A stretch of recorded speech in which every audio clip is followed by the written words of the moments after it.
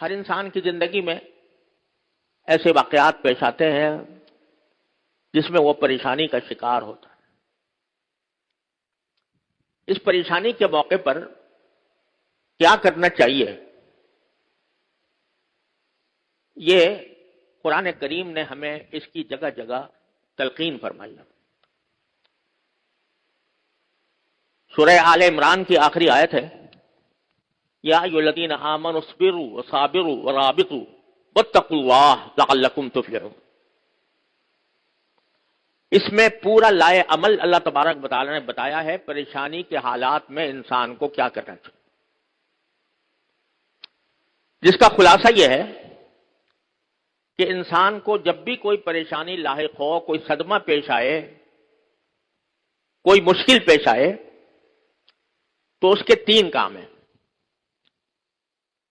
میں پہلے خلاصہ بیان کر دوں، پھر اللہ نے توفیق دی تو اس آیت کی تشریح کروں گا. خلاصہ قرآن و سنت کی تعلیمات کو سامنے رکھتے ہوئے ہر پریشانی، چاہے انفرادی ہو چاہے اجتماعی ہو، ایک آدمی کی ہو یا 10 آدمیوں کی ہو یا پورے ملک کی ہو یا پورے مسلمانوں کی ہو، کوئی بھی پریشانی انسان کو پیش آئے تو قرآن و سنت کی تعلیم یہ ہے کہ 3 کام کرنے چاہیے. پہلا کام، اس پریشانی کو دور کرنے کے لیے جو کچھ اپنے بس میں ہے وہ کوشش کرے.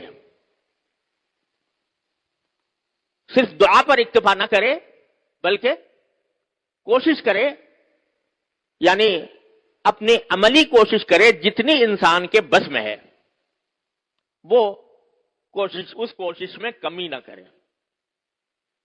مثلا ایک شخص بے روزگار ہے، پریشان ہے، تو اس کا پہلا کام یہ ہے کہ وہ اپنی کوشش کرے روزگار تلاش کرنے کی.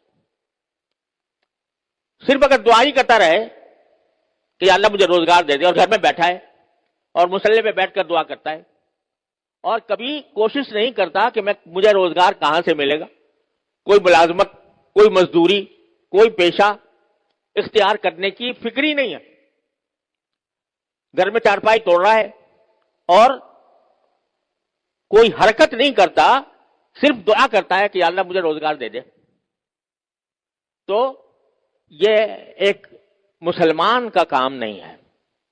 مسلمان کا کام یہ ہے کہ ہاتھ پیر ہلائے، اپنی سی کوشش کرے، روزگار کے جہاں مواقع ہیں وہاں جا کر روزگار تلاش کرے.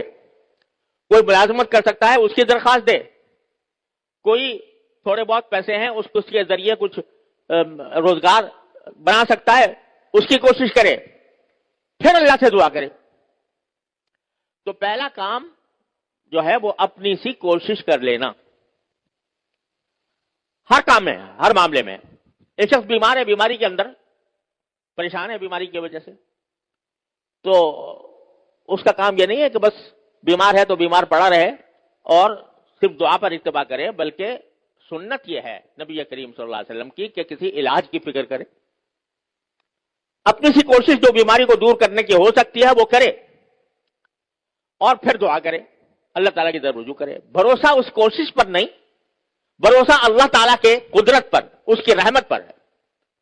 اپنی کوشش اس لیے ہے کہ میرے اللہ نے مجھے حکم دیا ہے، میرے اللہ نے یہ کہا ہے کہ ہاتھ پاؤں باندھ کر نہ بیٹھو، کوئی کوشش کرو، کوئی قدم بڑھاؤ اور اس قدم بڑھا کر پھر اللہ پر بھروسہ کرو، پھر اللہ سے دعا کرو. اجملوا فی الطلب وتوکلوا علیہ.